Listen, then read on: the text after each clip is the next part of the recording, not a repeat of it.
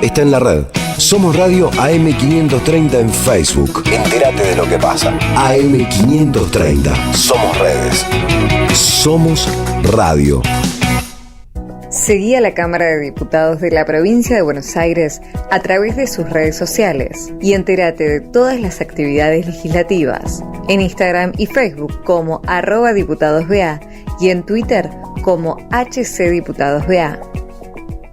El destino de tus vacaciones está en Turismo Cabal. Viví los momentos que querés, con viajes armados a tu medida, con las mejores ofertas y los paquetes que buscas, con más de 35 años de experiencia. Entra en www.turismocabal.com.ar y encontrá las vacaciones que necesitas. Turismo Cabal. Seguridad en viajes. Destinada a la cartera de consumo. Más información en www.turismocabal.tour.ar. Súmate a la experiencia Pulqui Bar. Ciclo de cine y peronismo en el Pulqui Bar. Desde el 1 de agosto, todos los viernes a las 19. 4 encuentros semanales. A cargo de Luis Frank, con invitados especiales en cada encuentro. Proyectaremos Juan Moreira, Los Hijos de Fierro, Operación Masacre y No Habrá Más Penas ni Olvido. Informes e inscripción al 11 60 12 86 10. Descuentos para grupos y parejas. El Pulqui Bar, punto de encuentro en el corazón de la ciudad de Buenos Aires. Entre Ríos 484. Las cooperativas construyen un mundo mejor. Novedades en Ediciones Continente. Historia de la Nación Latinoamericana. Un libro de culto para la intelectualidad de izquierda de las décadas del 60 y 70, donde Jorge Abelardo Ramos inscribió una nueva narrativa en el pensamiento latinoamericano. Por primera vez, para interpretar la historia, se enlazaron categorías marxistas con la perspectiva de la patria grande. Ediciones Continente. Editamos futuro con memoria.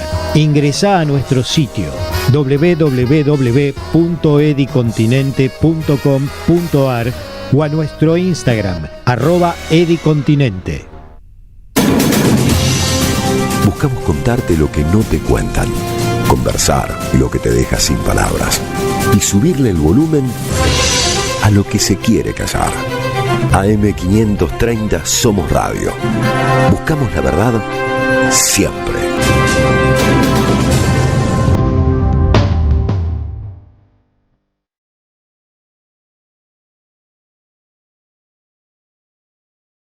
¡Ama! ¡Ama! ¡Ama! Y ensancha el alma.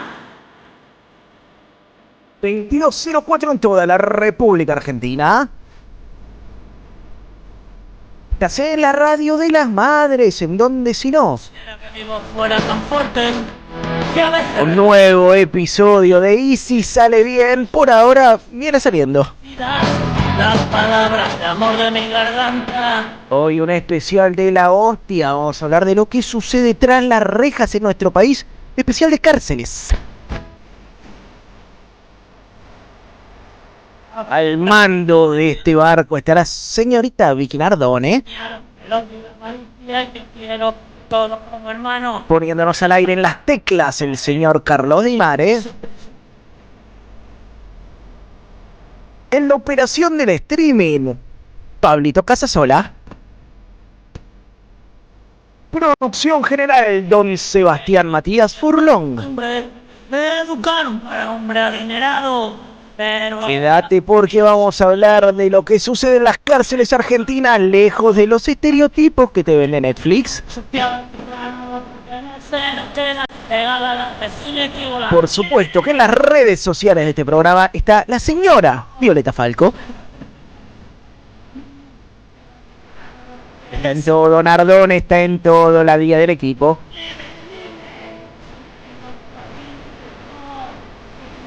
Suena extremo duro y nosotros le pegamos derecho hasta las 24 en esto que se llama Y Si Sale Bien, el programa del Grito del Sur en la radio de las madres. Y si sale bien, actualidad, arte y alguna que otra reflexión. Miércoles de radio nuevamente, miércoles de congreso, miércoles de botas, ni vetos ni bota, fusiles y pelota, diría algún editor radicalizado de un programa de la radio de las madres. Por un lado se cayó el veto a la ley en discapacidad, por el otro los miserables del poder legislativo que todavía sostienen este gobierno lograron frenar el aumento para jubilados y la moratoria. Buenas noches, querida compañera Belén del Huerto, ¿cómo estás en este miércoles tan especial? Muy bien, muy contenta en el miércoles intentando evadir un poco el cerco de horror que nos persigue cada miércoles, ¿no? Sí, bueno, vamos a tratar de ponerle un poco de onda, de salir un poco de la cotidiana, de la coyuntura. No podemos evadirnos del país en el que vivimos, pero vamos a estar hablando de lo que sucede en las cárceles. Y hoy nos acompaña, como siempre, nuestro querido amigo, colega, poeta, Gabriel Reches. ¿Qué hace, Gaby? ¿Cómo estás? Muy asustado y muy esperanzado, porque falta muy, pero muy, muy poquitito. ¿Para qué? Eso es lo que no sé. Bien, cada vez falta menos, diría un optimista del gol. Lo bueno es que el reloj corre a nuestro favor. Hoy les contaba, vamos a tener a dos personas que conocen bien de cerca lo que sucede adentro de los penales en Argentina. No sé si tuviste la posibilidad de ver En el Barro, Gaby. Vi en el barro desde mi cama, ¿no? Bien, no desde el barro. Y siempre es más cómodo ver cosas que pasan adentro de la cárcel según la mirada de la televisión, desde un living o desde una cama. Totalmente, bueno, la recomiendo, interesante, producto mainstream, ¿no? Hoy leía que es la serie que no está en habla inglesa más vista de Netflix, como un producto ficcional, y ahora nos vamos a meter a desandar mitos, pero entretenida por lo menos, no sé cómo la juzgás. Sí, entretenida, y no sabemos si hay una bondad, pero seguro la maldad está del lado del poder, así que hay algo que funciona. Contame de qué vamos a hablar, Gaby. Un poco para sacudirnos de esa especie de baño de caca que nos ha dejado el debate sobre la película, se puede llamar así, Homo Argentum, y sus miserables participantes. Vamos a compartir otra mirada de qué es un pueblo, con poemas del libro Pueblo de Julia Magistrati. Espectacular, mira, me siento acá, el primer mensaje, Luis Alberto Altamirano: Jair te anda buscando opinión fijo, devolvele la chaqueta. Gracias, Luis Alberto, no sabés cómo me alegra la noche. Belén del Huerto, tu segmento, que es el más valorado de este programa, se llama Falopita de Redes. ¿Y de qué vas a hablar? Del hombre definitivo, de la persona que cumple 80 años y que amamos todas y todes, nuestro amado Sandro. ¡Oh, temazo! ¿Viene con musicalización? Viene con musicalización, con testimonios, con alguna que otra joyita que estuvimos compartiendo antes con Vicky, porque todas amamos a Sandro. Bueno, quédense, viejo, para escuchar la historia de El Gitano de Banfield. Está la mansión de Sandro en Banfield, no sé si la casa de Sandro, si han tenido la oportunidad. Después nos metemos con ese tema, pero nosotros escuchemos un temita musical y vamos armando la mesaza que se viene para hablar de Ni cárcel ni bala, la realidad de lo que sucede detrás de las rejas en nuestro país.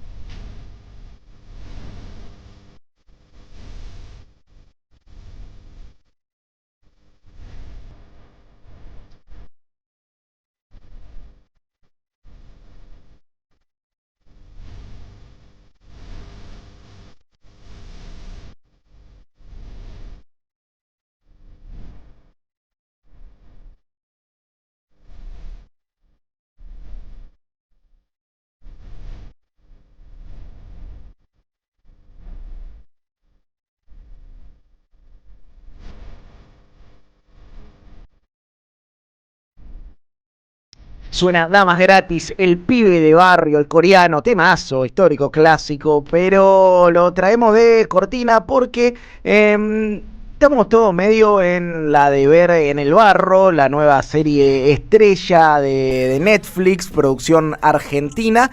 Y la verdad que cuando uno ve cómo se ficcionalizan los contextos de encierro en nuestro país, por lo menos lo agarra con pinza. Dice, el que está guionando esto, ¿conoce algún penal? ¿Tiene algún familiar? ¿Ha ido a visitar a alguien? Quienes tuvimos la posibilidad de ir, yo tuve la posibilidad de conocer la 31 de Seiza y no mucho más, pero vos ves que la realidad es muy distinta a la que te pinta Netflix, y para hablar del tema trajimos dos voces que tienen lo que contar de lo que sucede en las cárceles, en los centros de detención de nuestro país. Quiero darle la bienvenida a Eva Reynoso, que es integrante de la organización Yo No Fui. Hola, Eva. Hola. Y también a Florencia Brescia, que es comunicadora, docente, trabajadora en cárceles. Bienvenida, Flor. Gracias, bienvenidas. Bueno, lo primero que les quiero preguntar es si vieron la serie que está en boga, y obviamente si la vieron, que me den una primera opinión. ¿Qué refleja eso y qué cosa tiene que ver con las cárceles en Argentina? Bueno, yo la vi. Y la verdad que bueno, me llama mucho, me hizo reír mucho en muchos momentos, pensándolo, como una ficción y nada más que eso, pero bueno, una risa que no me trae, que me río por no llorar. Me río por no llorar, pero bueno, nada, la verdad que muy alejado, a la realidad que habita en las cárceles en Argentina y en el mundo. Así que bueno, como primera opinión, eso. Bien, ahora profundizamos. Flor, ¿pudiste verla? Sí, justamente ayer, casualmente, en el ámbito de una conversación laboral, traía este tema. Y a mí me preocupa, hace tiempo que me preocupa mucho la manera en la que estamos regalando la producción del sentido, sobre todo con la capacidad que tenemos como comunicadores, como militantes, y delegando, ese efecto de sentido en la producción, en este caso de ficciones que calan muy hondo, ¿no? Con un sensacionalismo que es evidente, un morbo que es aberrante, y además me parece una gran falta de respeto por los procesos de maduración que tenemos a la vista en los últimos años en relación a las experiencias del encierro y a las experiencias de quienes padecieron y sobrevivieron al encierro y que hoy están al frente de niveles de organización que inclusive han permeado el Estado, ¿no? Que hoy conducen y diseñan políticas públicas que requieren mucha discusión. A mí la verdad es que en mi formación o deformación de la comunicación y como espectadora me produce una gran preocupación. Ahora nos metemos porque además tiene un condimento que es la hiper ultra mega archisexualización de todo. Rosa una porno, no sé si la vieron, está más cerca de ser una porno que de otro género, pero también se inscribe en una tradición de ficcionalización de las cárceles. Pienso, en mi juventud en Tumberos, pienso después en El Marginal, pero ¿qué cuenta de las cárceles y qué no cuenta esta serie? ¿Cómo se vive realmente en un centro de detención en Argentina sin el tratamiento edulcorado y sexualizado que plantea Netflix? Yo creo que un poco lo que cuenta es la interpretación estigmatizante que tienen los sectores, la comunicación hegemónica y las plataformas. Creo que un poco lo que pone muy en escena es eso, esa estigmatización sobre esas trayectorias y sobre esos procesos y sobre esa problemática. Creo que eso es un poco, antes decía me río para no llorar, pero la verdad que es lamentable esa puesta en escena que no lo único que reproduce es un morbo que no atenta a construir algo positivo o una perspectiva humana sobre esas personas, sino que las pone en un lugar más hostil a la vista de toda una comunidad y toda una sociedad que no habita esos espacios de encierro. Poco. Sí, y además me parece totalmente de acuerdo con lo que dice Eva, pero además no hace ningún esfuerzo por destacar, señalar, poner de manifiesto el enorme conocimiento que se produce dentro de las cárceles, ¿no? Uh-huh. Todo lo contrario, bueno, por supuesto estigmatiza, reproduce estereotipos, sexualiza y deja a la mujer en particular en esta serie de la que nos estamos hablando en un lugar que obedece y resulta funcional a los tiempos que corren. Pero lo más lamentable es que no hace ningún esfuerzo por destacar otros procesos, múltiples procesos que suceden dentro de la cárcel y que hablan de un conocimiento muy particular, muy específico, ¿no? Que solamente podríamos decir se produce en la experiencia de vida y de sobrevida en la cárcel, y todo lo que eso puede contribuir en la organización social comunitaria, ¿no? ¿Cómo que, Flora, a qué te referís con este conocimiento que se produce tras los muros? Podríamos hablar de cantidad de procesos, pero que han madurado, porque además también hay que referirse a qué tiempos corren hoy en las cárceles, ¿no? No es la misma cárcel de hace 15, 20 años atrás, con lo cual algunos de estos sucesos que vemos en las series ficcionadas suceden, por supuesto, y forman parte de esas vivencias, pero hay una cantidad de procesos orgánicos y de gran sabiduría que, por ejemplo, serían, de mucho impacto benéfico sobre la población joven hoy en los barrios, por ejemplo, en relación, me refiero solo a un componente que sería la educación, ¿no?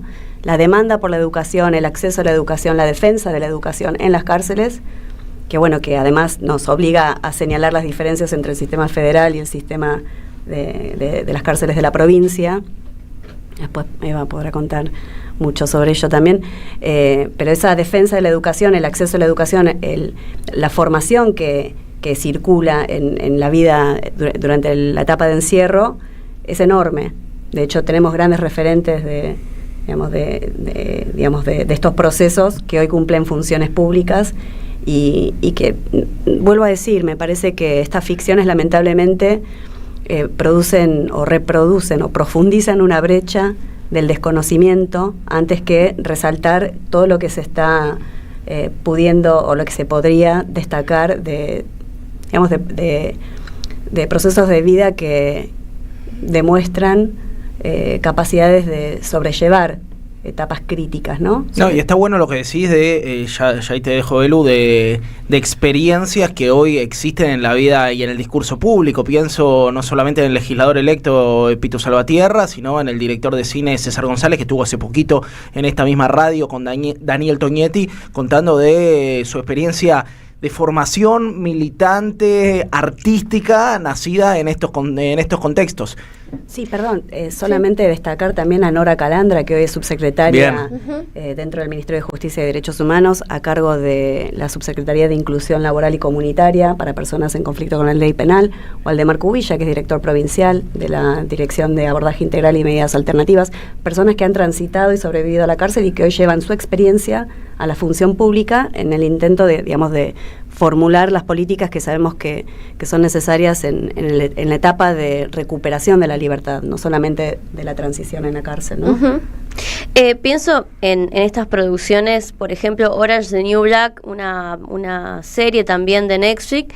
Digo, estaban todos estos condimentos que son ficcionales y que, bueno, obviamente intentan vender a otros ¿no? La sexualización y demás, pero también contaba una historia, un entramado de que era la privatización de las cárceles en Estados Unidos, o la violencia institucional que existía hacia dentro de las cárceles, en un contexto en donde, bueno, era una historia de una chica rica que iba a la cárcel, se encontraba con otras realidades y a partir de ahí pudo conocer otro mundo que su mundo frívolo no le permitía conocer.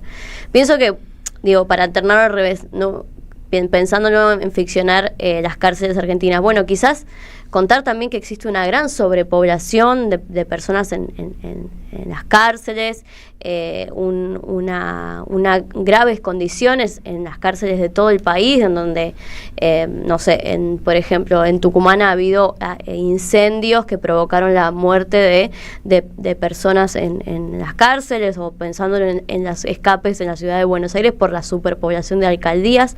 Entonces, contar estas historias que son importantes, pero también contar esa problemática, ¿no? Que por ahí quizás no es muy conveniente para ciertos sectores contar eso, ¿no? Porque también durante todos estos años se construyeron discursos sobre las cárceles, ¿no? Y eso también viene alimentando, creo que también estas ficciones, que las cárceles, primero que las personas que están ahí se lo merecen, que durante la pandemia hubo gran... hacían liberaban presos, que querían que estuvieran más años, que el punitivismo se acrecentó mucho más, ¿no? ¿Cómo ven todo estos condimentos de discursos sobre las personas que están en las cárceles y que realmente seguramente lo deben vivir desde su familia hasta su barrio, ¿no? Porque debe ser también muy traumático, o lo que pasa antes o lo que pasa durante, ¿no? Sí, la verdad que ahora lo que está sucediendo con el sistema penitenciario en Capital, por ejemplo, con las alcaldías superpobladas, y lo que atenta un poco a este sistema que que empezó en la pandemia, pero que se quedó instalado en las alcaldías de la ciudad, se orienta a privatizar, digamos, todo ese sector, e incluso construir más cárceles. La verdad que hoy están superpobladas las alcaldías en toda la ciudad, todas las unidades están superpobladas.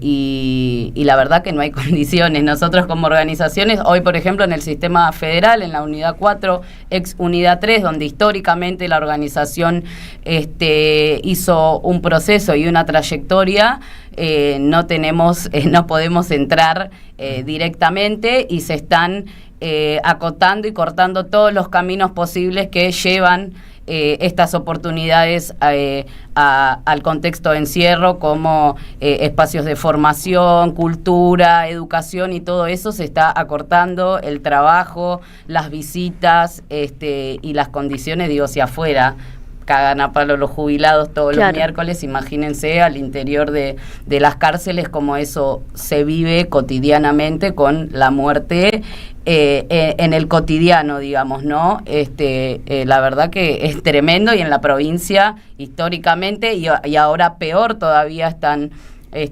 padeciendo los hacinamientos y los excesos del uso de la justicia preventiva, que hay muchos, o sea, la mayoría están sin condena, así que bueno, por un lado tenemos esa dificultad para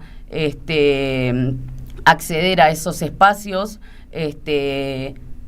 como organización, y por otro lado tenemos todo el aparato político hostigando también nuestras prácticas, y con una persecución política que por lo menos desde nuestra organización y desde que asumió este gobierno lo venimos transitando muy directamente. En diciembre, María Medrano, justo que me preguntaba acá el compa, nuestra compañera, nuestra referente, sufrió un ataque a su mamá, una agresión en su casa, un ataque muy directo.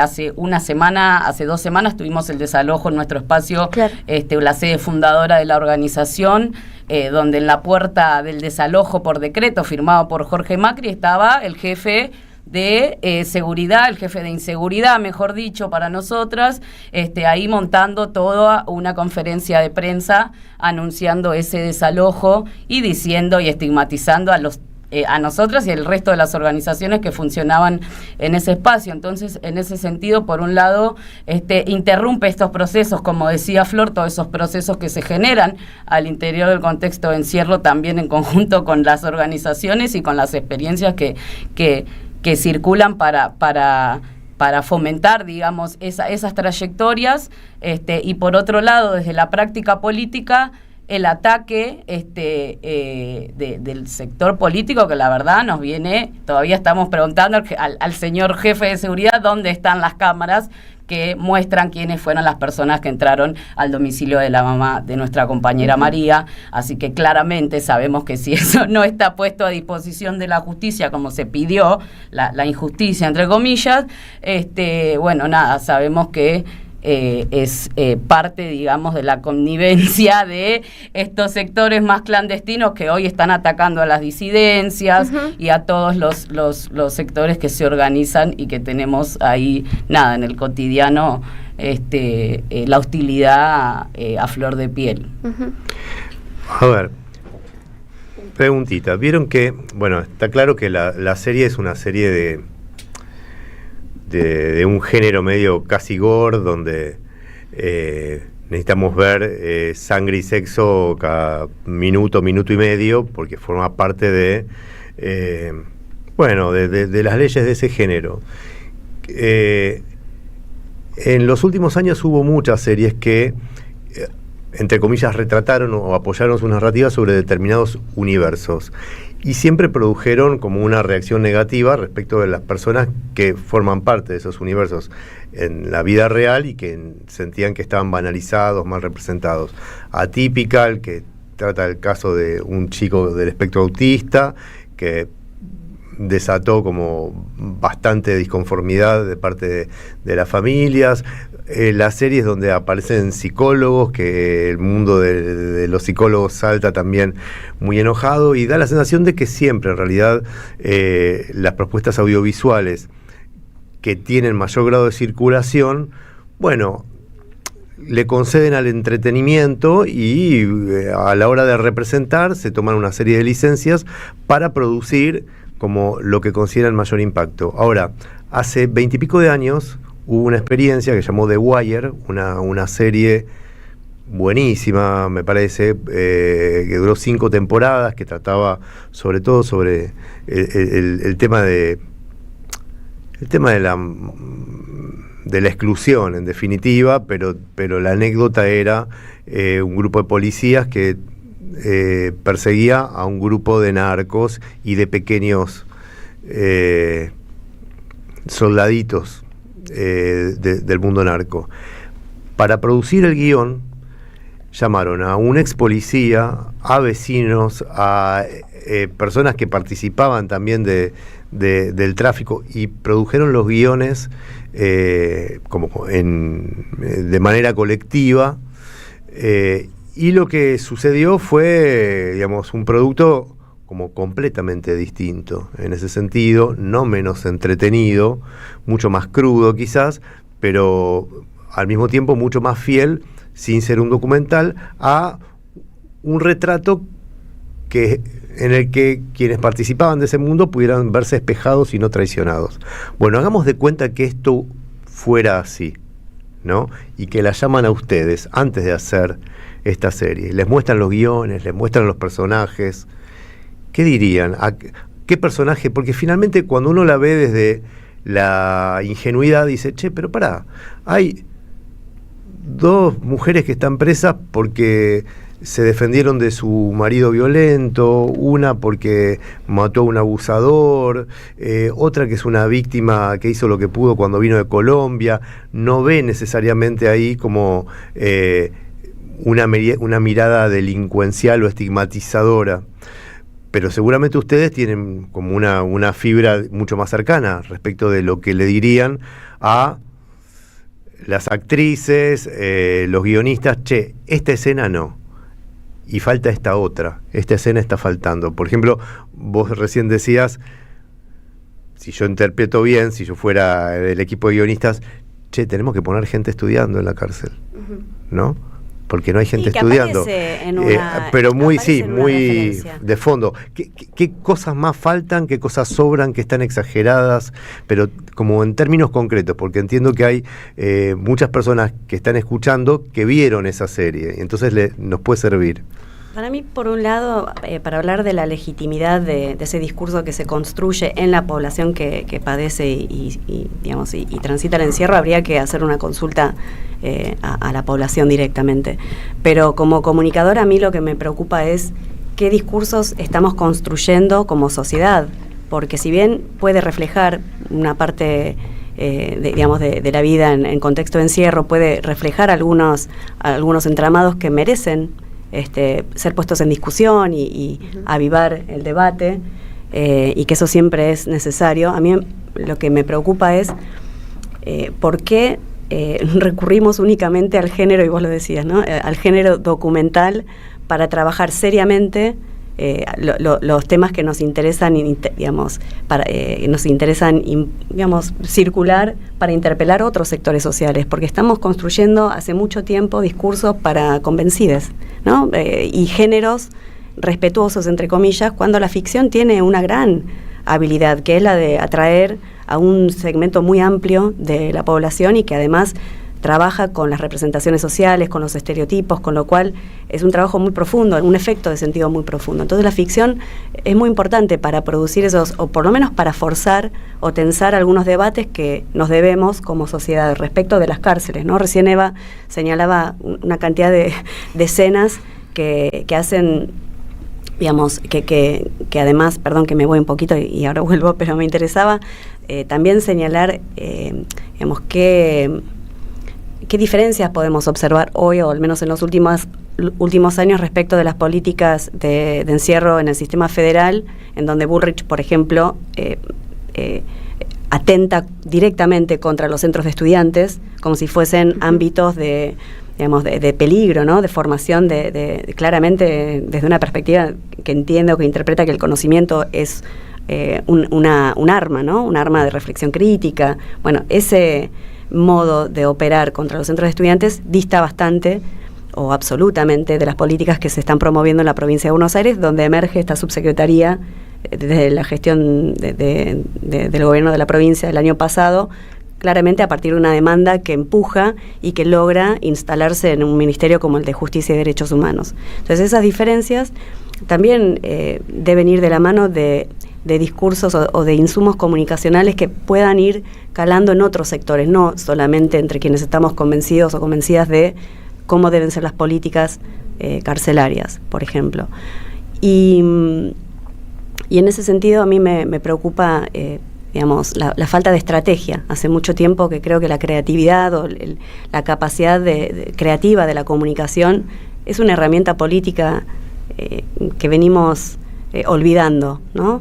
Quienes tenemos una perspectiva en derechos humanos, quienes defendemos el cumplimiento del acceso a los derechos humanos, y ahí vemos cómo la ficción va reproduciendo, digamos, las aberraciones del encierro, lo que ya sabemos que sucede durante el encierro, y se alimenta un morbo y es una práctica irresponsable además, y creo que muchas veces no es deliberada.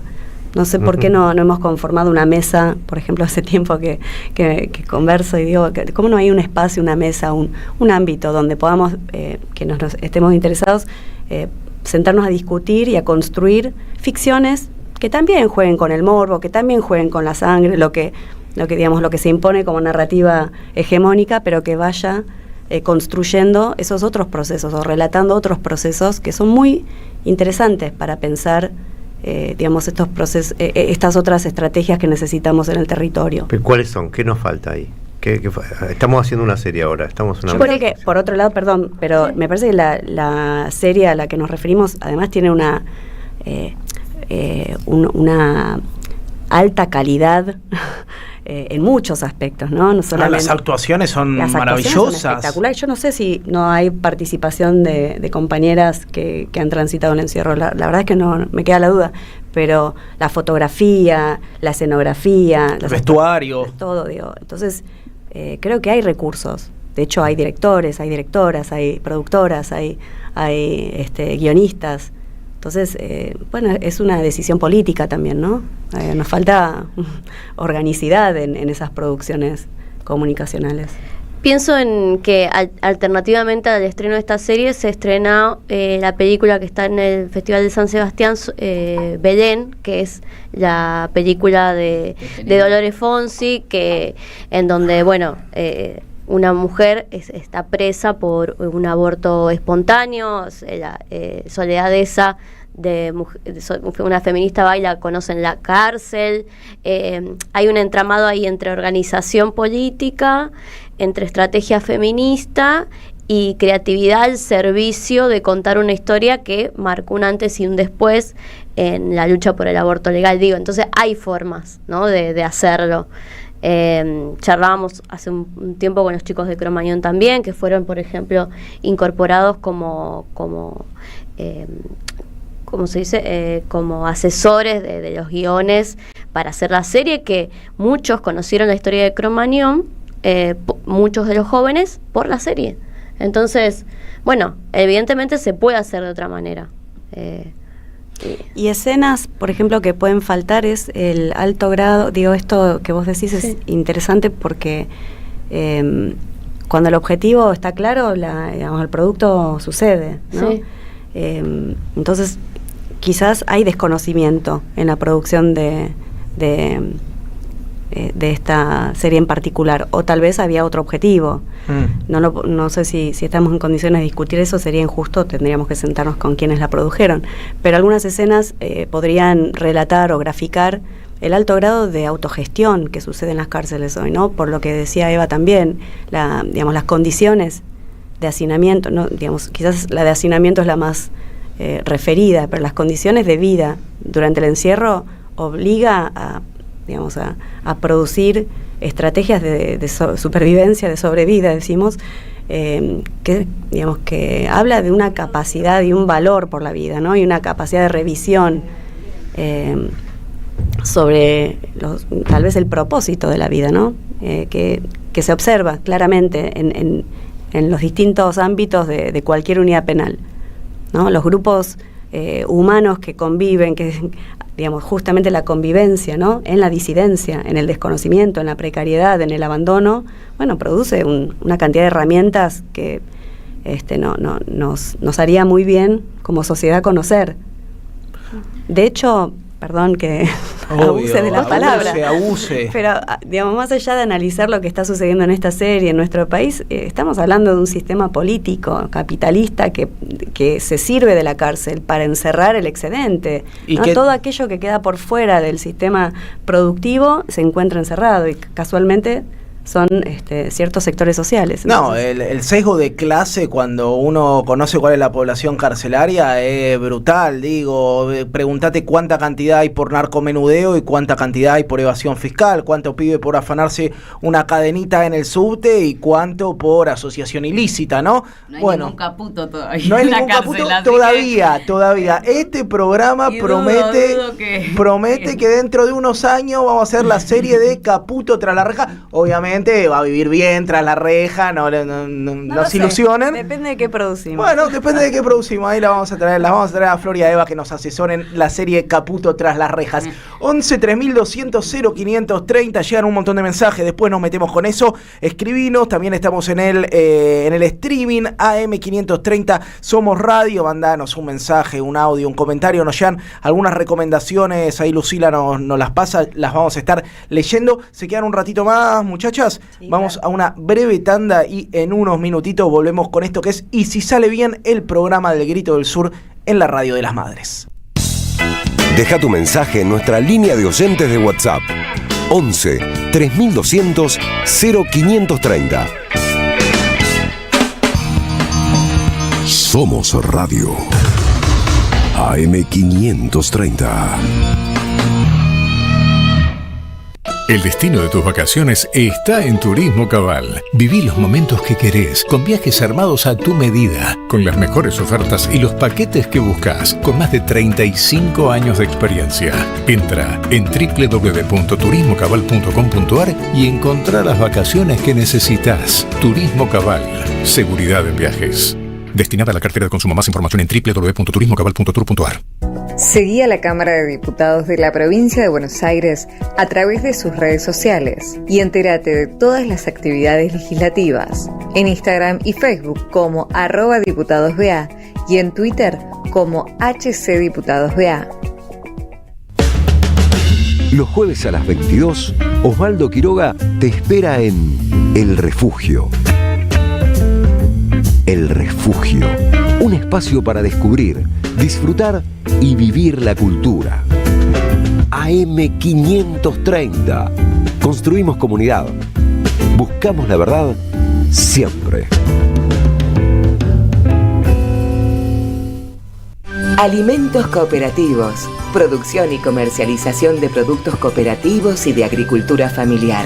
Envíos a todo el país. Por pedido, envía tu mensaje al 11 34 31 2928. Seguinos en Instagram como @alimentos cooperativos. En 2025 vení a los talleres de Lecuni.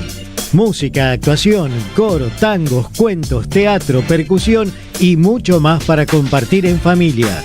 Acordate, en 2025 los talleres de Lecuni te están esperando.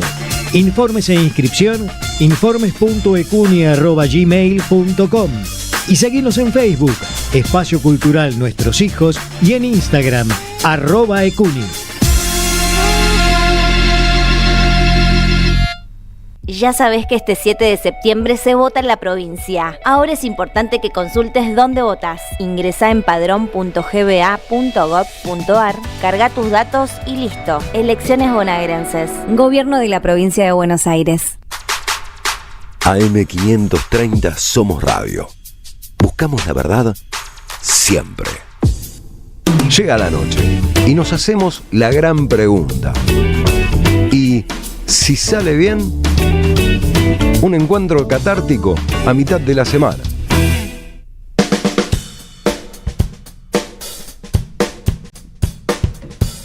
...22:42... Ustedes se pierden las conversaciones afuera del aire, pero son muy buenas. Estábamos hablando de la administración del poder, ¿no? Del rol que ocupan los funcionarios del servicio penitenciario. Los antines. Bueno, los antines de la vida. Para quien no vio la serie, Antine Gerardo Romano, uno de los popes del sistema penitenciario, con afán de ser ministro de Seguridad, además, que es el trasfondo. Y hablábamos de cómo se ejerce el poder adentro de los contextos de encierro. Y nos contabas un poco, Eva, de cómo funciona ese sistema bastante cruel, bastante chantajero ahí adentro.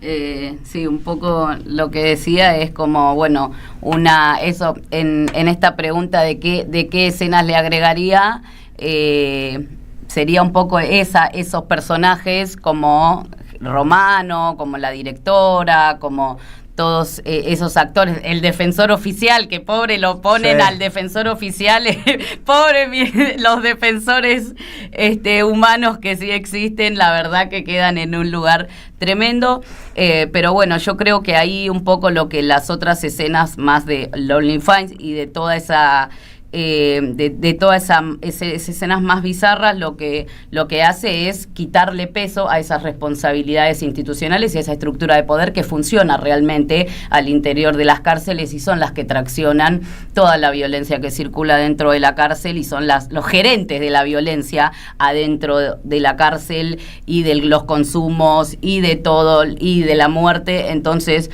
bueno, nada, yo creo que ahí agregaría un poco más eso, porque la verdad que ellos tienen una responsabilidad institucional y no se puede invisibilizar con estas otras escenas que son producidas por esa propia jerarquía institucional y por ese sistema punitivo, digamos, que lo que muestra es que entre compañeras son más punitivas que la propia el propio sistema penal o la propia policía, y en realidad, no sé, un ejemplo chiquito, me acuerdo cuando trasladaron a las compañeras mapuches del interior a Ezeiza, que estuvieron solo unas horas en el complejo 4 y de todos los pabellones les mandaron comida hasta cigarrillos, no fumaban las compañeras mapuches y hasta cigarrillos les llegaron del resto de los pabellones en solidaridad a las compañeras. Entonces eso para mí es una imagen, la que muestran en esas escenas de violencia, nada, es como muy alejada a experiencias reales y estrategias de supervivencia que se generan, y que todo el tiempo están en resistencia con esas estructuras, como las direcciones, los juzgados, y todo el poder político que atraviesa el sistema carcelario y que regentea la violencia por todos lados. Así que bueno, nada, un poco eso me parece como crítica a esos otros personajes, digamos, que aparecen en escena, pero quedan ahí como muy flacas las responsabilidades. Bueno, eso, como agregaría un poco más de eso.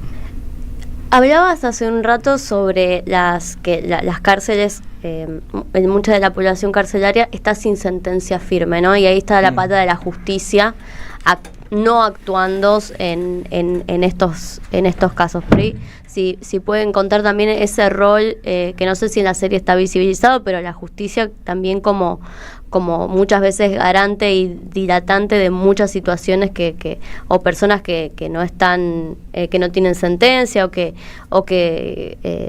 no pueden acceder a la justicia, o no pueden defenderse, o por distintas situaciones sus expedientes no progresan y se someten a más tiempo en esta situación. Por ahí sí pueden contar cómo lo están trabajando desde cada una de ustedes.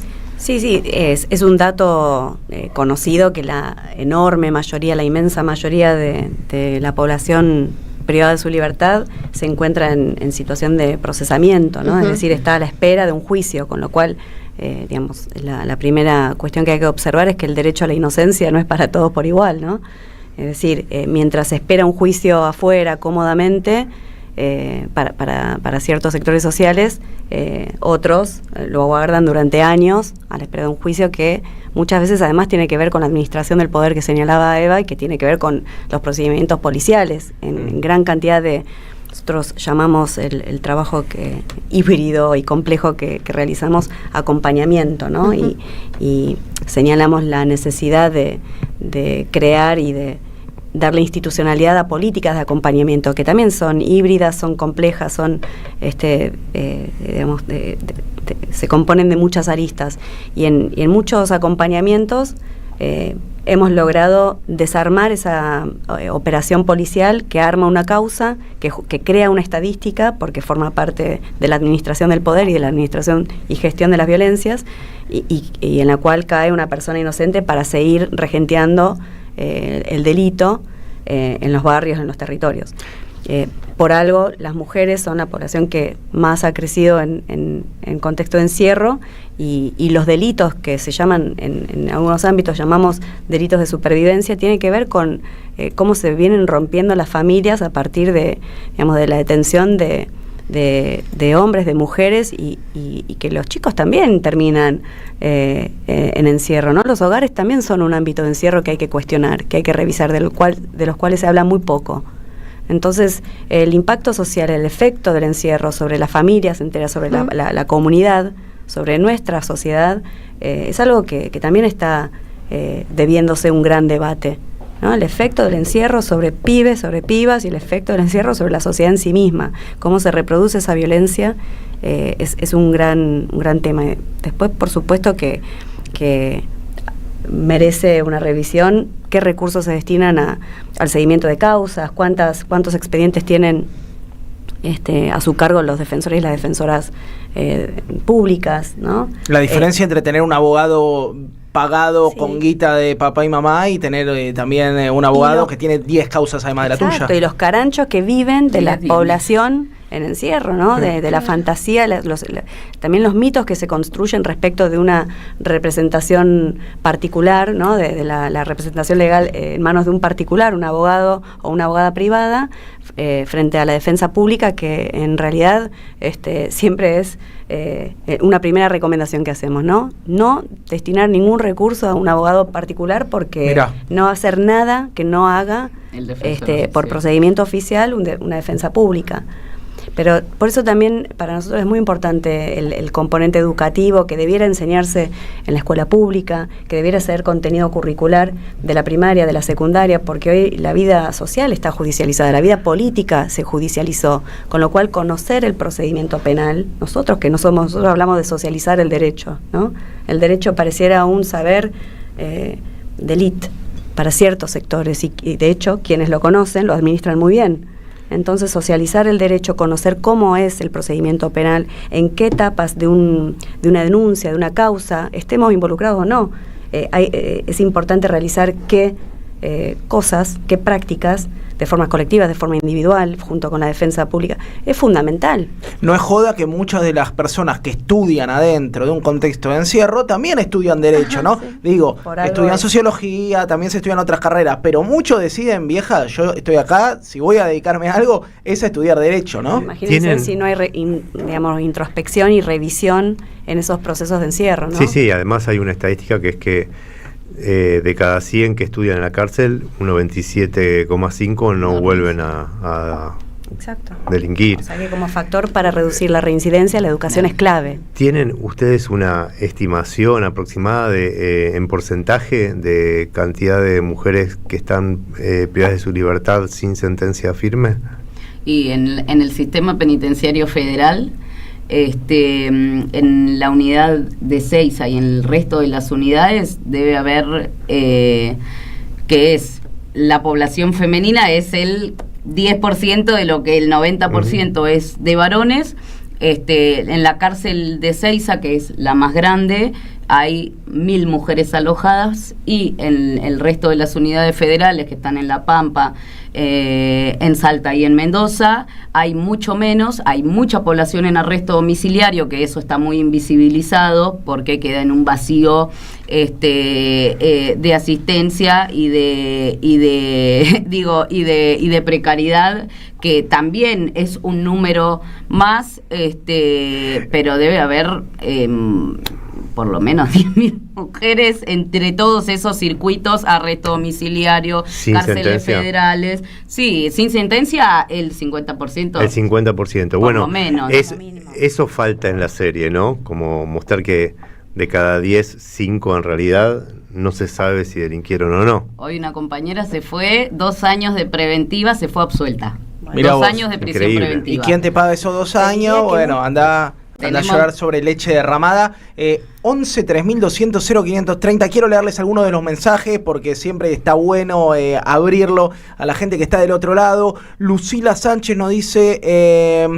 nos recomienda un documental que se llama Los días con ella, se estrena en el Gaumont, muy buen documental sobre las infancias en contexto de encierro. Ahora nos metemos con ese tema, infancias en contexto de encierro, hecho en la cárcel de mujeres de Ezeiza, lo vi hace poco en el Gaumont. Los chicos están con sus mamás en un pabellón especial, apartado del resto del penal, tienen jardín maternal y escolarización inicial para pensar el sistema penitenciario argentino desde una mirada nacional y popular, considerando que históricamente el sistema penal es un lugar de encierro y castigo para pobres, los marginados del sistema, nos dice Lucila. Les leo todos los mensajes, después nos metemos con algunos de los temas.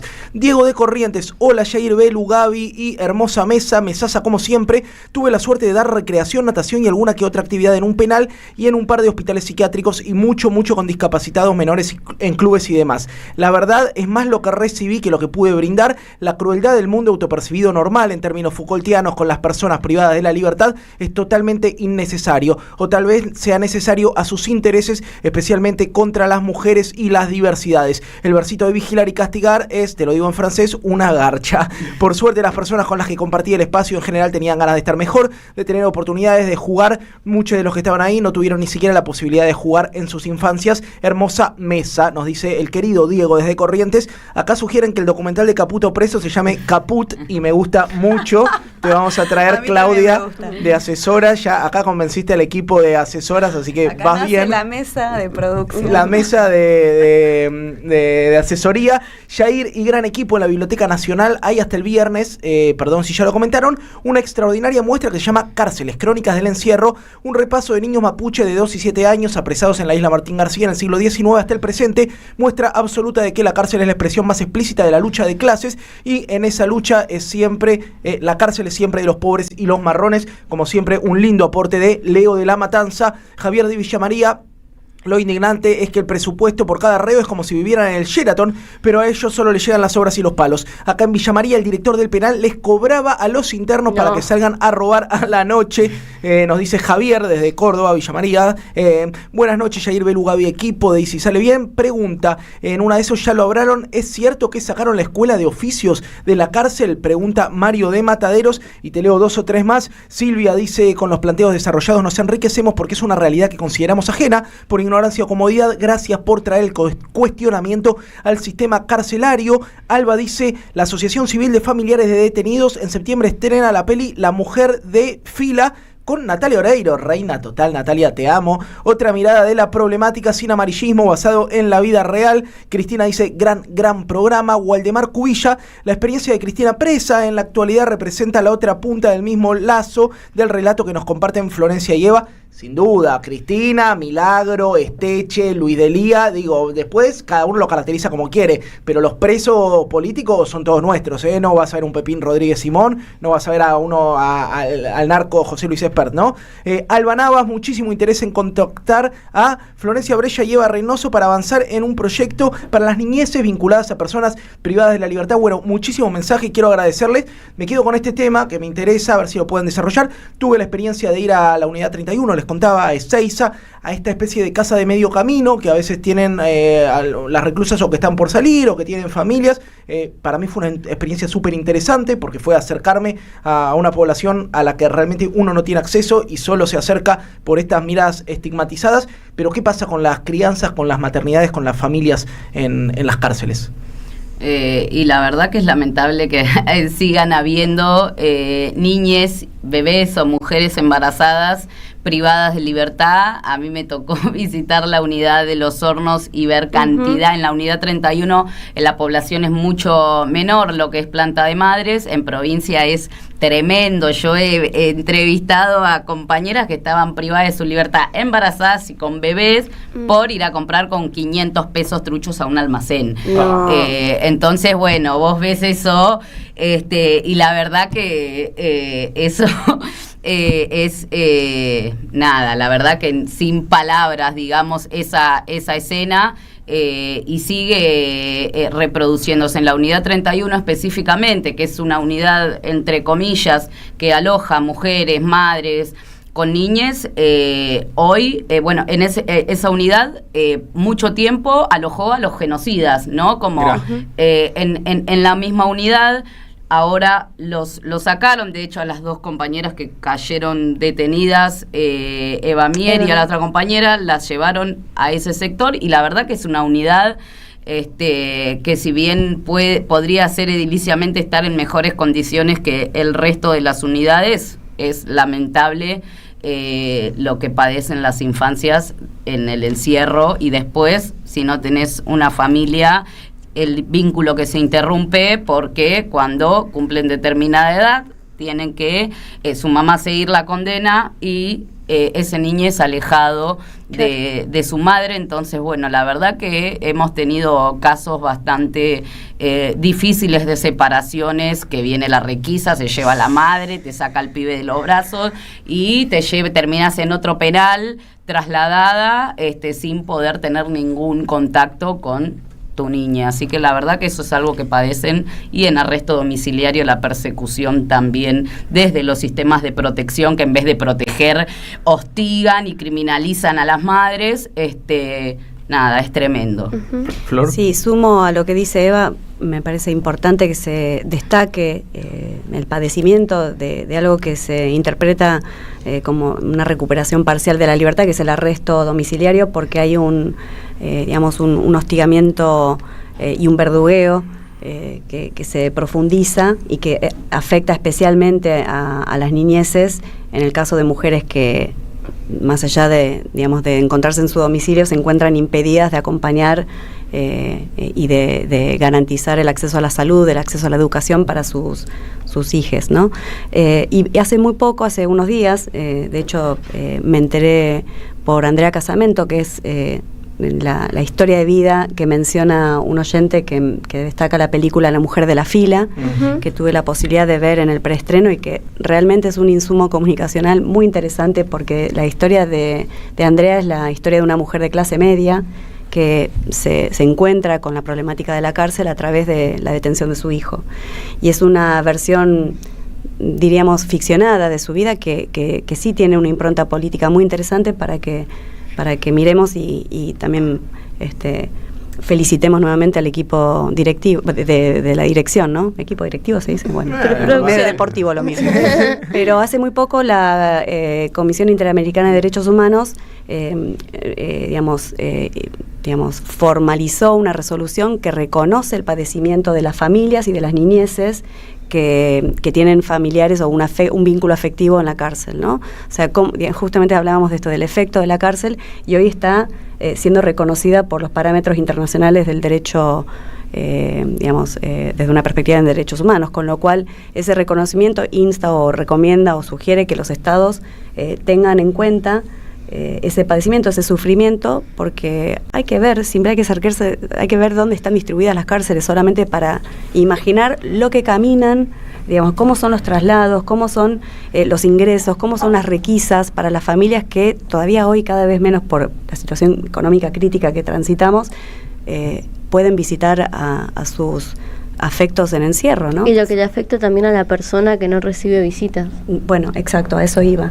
Bueno, Tenemos por qué entonces es importante el trabajo en la cárcel, el trabajo educativo, el trabajo cultural, pensar a la cultura no como un esparcimiento o un pasatiempo, si bien también hay un derecho al ocio, el derecho a la recreación que debe defenderse, pero los procesos culturales que impulsamos organizaciones y desde las políticas de Estado tienen que ver con el reconocimiento de un tiempo en encierro que desarrolla habilidades, a veces le decimos blandas, a veces le decimos de la autoestima, a veces decimos herramientas para fortalecer otros procesos que se orienten a la inserción laboral, pero que la cultura también es una herramienta de trabajo, que la cultura y la educación también son nichos donde muchos compañeros y compañeras, cuando recuperan la libertad, impulsamos o acompañamos para su inserción como docentes, como educadores, ¿no? Ahí también hay una reconversión interesante para nosotros, recomendar y que los recursos se destinen como horas docentes, ¿no? Como educadores populares o educadores que vuelven a la cárcel, como dice un amigo, volvemos para no volver, ¿no? Compañeros y compañeras que han recuperado la libertad y que tienen el enorme desafío de preservar esa libertad en un sistema y en una sociedad como la que conformamos, ¿no? Y que es una responsabilidad colectiva transformar esos desafíos. Programón de Y si sale bien. Quiero agradecerle a las dos compañeras que se vinieron hasta acá un miércoles a las 10 de la noche a contar sus experiencias, a compartir sus testimonios. Son Eva Reynoso, de la organización Yo No Fui, Florencia Brescia, comunicadora, docente, trabajadora en cárceles. Muchas gracias por este tiempo con Y si sale bien. Les recomendamos que sigan las redes de Yo No Fui. ¿Cómo los buscan? YoNoFui.org en Instagram y cooperativa Yo No Fui también. Tenemos la cooperativa, la Escuela de Formación Política, y bueno, nada, nuestra casa está en Flores, está abierta para quien quiera acercarse y aportar desde cualquier lugar al proceso que estamos transitando en la orga. Flor, ¿y si quieren contactarte o alguno que hacen? Tenemos la cooperativa Toco Madera, donde producimos madera plástica 100% reciclado, que trabajamos con compañeros y compañeras que recuperaron la libertad, y el programa Justicia y Derechos Humanos, que es un programa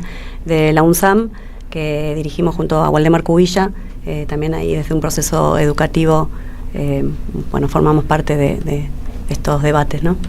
Muy bien, muchas gracias por venir. C2304, otra mesaza de Y si sale bien. Esto es la Mirta Legrandeada de la Radio de las Madres. Vamos a una tanda muy cortita. Cuando volvamos tenemos poesía, falopita de redes y todo lo que ustedes están esperando.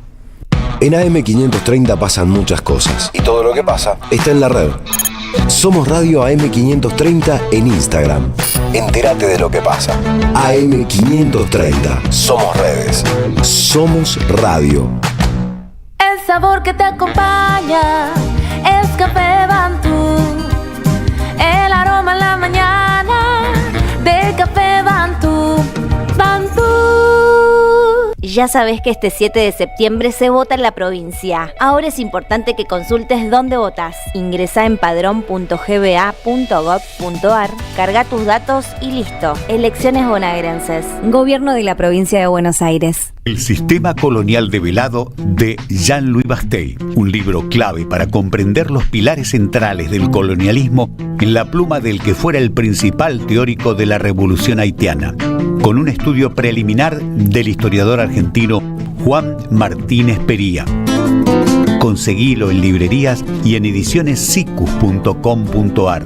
Te esperamos en nuestra librería Café de Adolfo Alsina 685, Capital Federal. Ediciones Sicus. Libros para una cultura de la integración. Irse a la banquina no es necesariamente algo malo. Los viernes a las 21, AM530 busca otros caminos. La Banquina. Entrevistas, recomendaciones, nuevas tendencias y una agenda federal. Los viernes de 21 a 23, La Banquina. En AM530 Somos Radio. Buscamos la verdad siempre.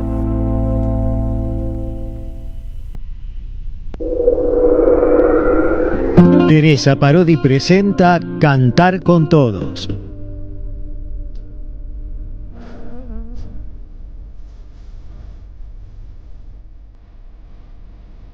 Donde recreará temas de su inmensa obra, presentará nuevas composiciones y compartirá escena con otros artistas que admira. Una cita que invita al encuentro, a la comunión.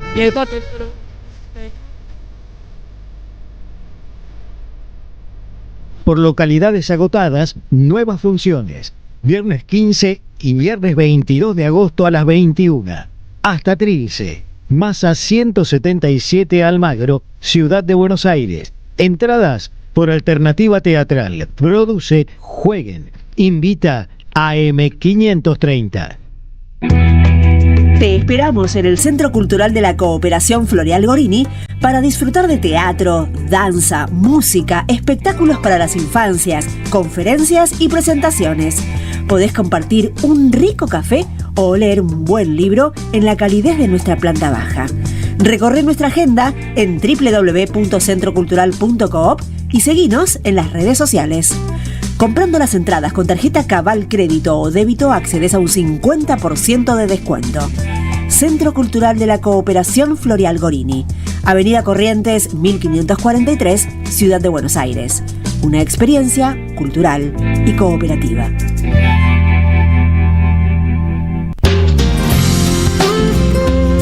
Buscamos informar, escuchar, debatir, pensar, para acercarnos entre todos a la realidad. AM530 Somos Radio. Buscamos la verdad siempre. Y si sale bien, un encuentro catártico a mitad de la semana. Este fin de semana me crucé con una compañera militante, peronista, de San Martín, politizada, y me dijo, ¿sabés qué? No me gustan las listas y estoy pensando que no voy a ir a votar. Wow. Yo dije, paremos un poco la pelota y vamos a dar un debate.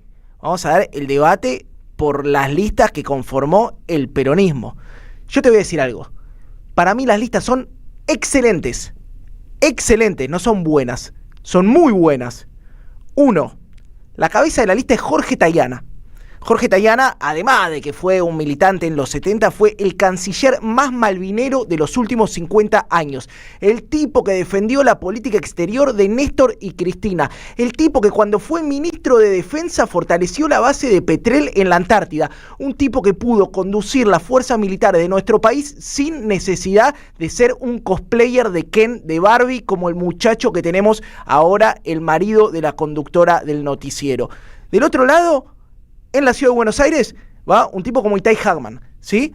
Que desde los 18 años está organizando gente. ¿sí? Mientras muchos de ustedes organizaban su propio Twitter, el tipo repartía volantes en la universidad, ¿sí? Acá un disclaimer abajo.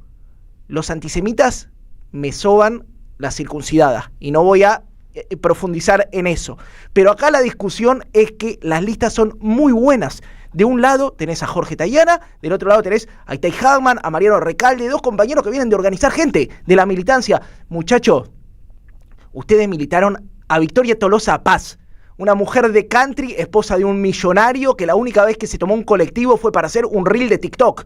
Nos tocó militar a Matías Lamens, un empresario que el único comentario político que tenía era haber compartido una estampita del Che Guevara cuando tenía 16 años. Militamos a Massa, militamos a Alberto. Digo, no podemos quejarnos de esta lista. Es una lista muy buena. Hay que salir a militarla, hay que salir a persuadir gente que esta representación política expresa un poco lo que somos. Y te digo algo más. La compañera, que es una compañera que estimo mucho y por eso me atrevo a darle este debate aquí en nuestro programa de radio, me decía, el problema es que necesitamos algún tipo de renovación. ¿Qué necesitamos? ¿Necesitamos un trapero con la cara tatuada?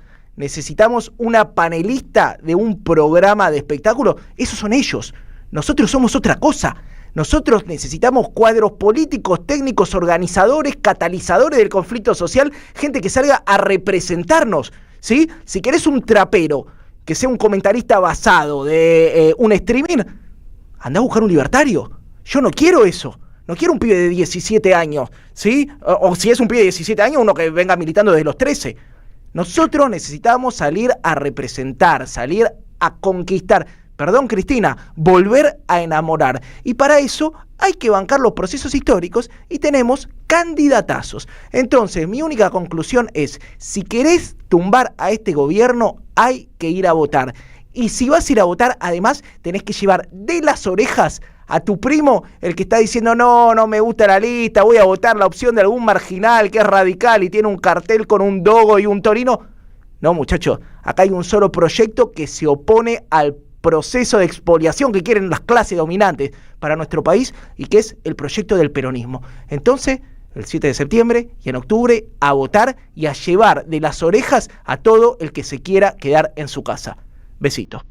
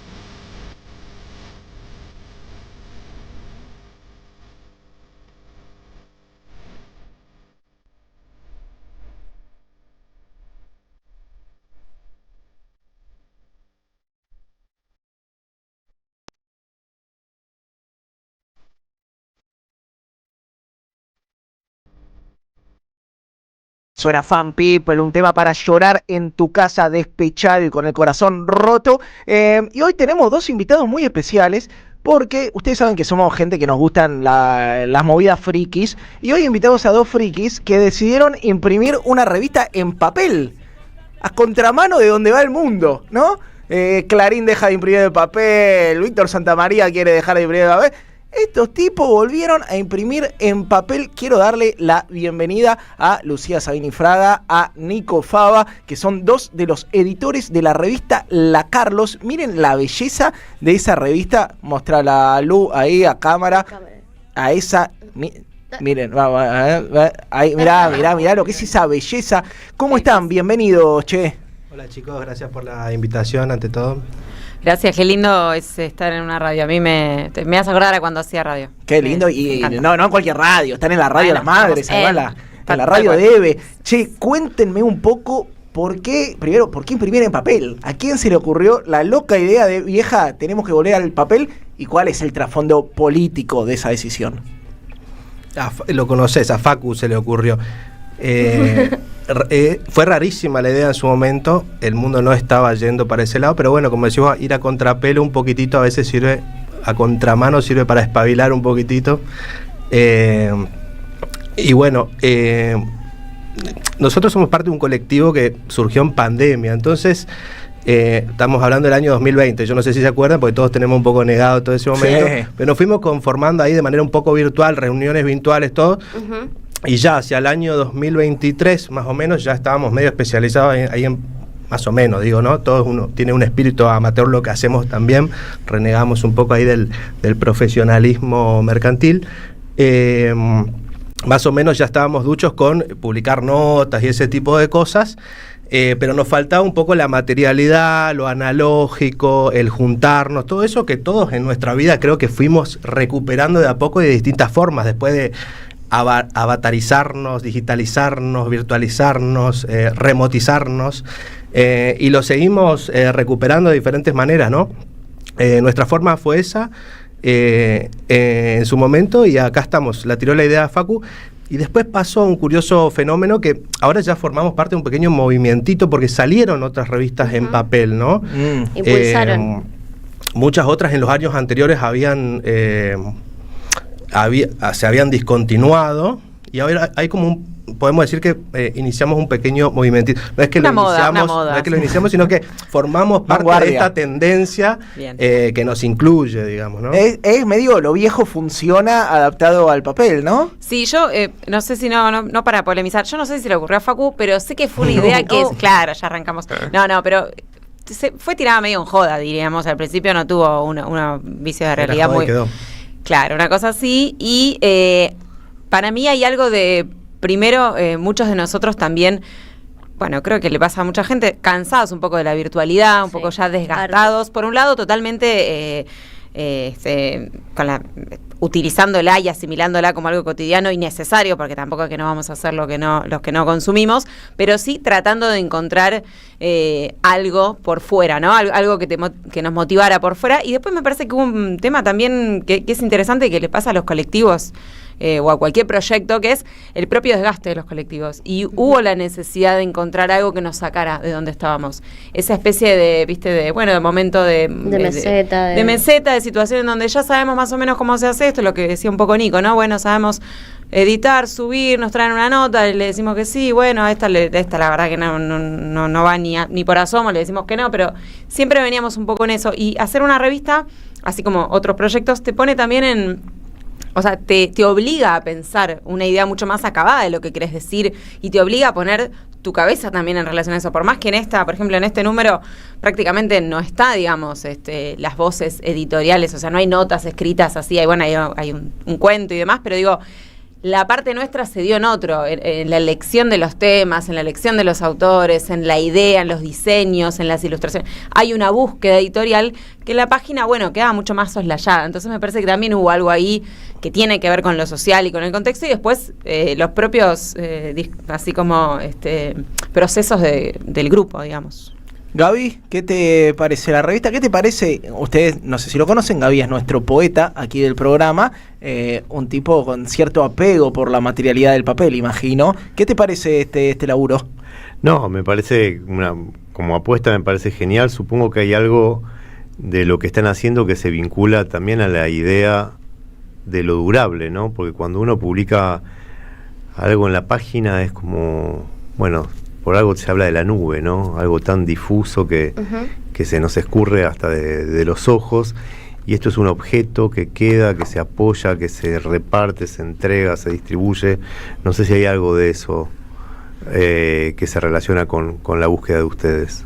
Sí, yo contesto cortito. A mí me pasa cuando tengo notas para leer, notas de internet, o sea, notas, la pongo en el grupo, en el autogrupo, y ahí puede pasar un montón de tiempo.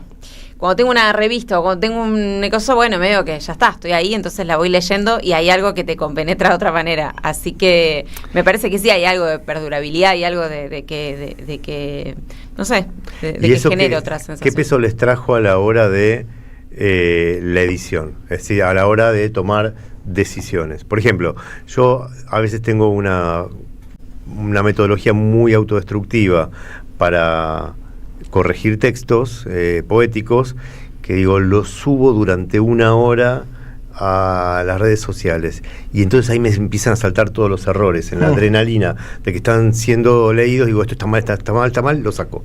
Al revés, yo supongo que cuando uno, supongo alguna vez he formado parte, tiene el peso de lo definitivo, esto queda y va a estar, por ahí le genera otro tipo de, ¿qué peso en tus hombros, responsabilidad, ¿no?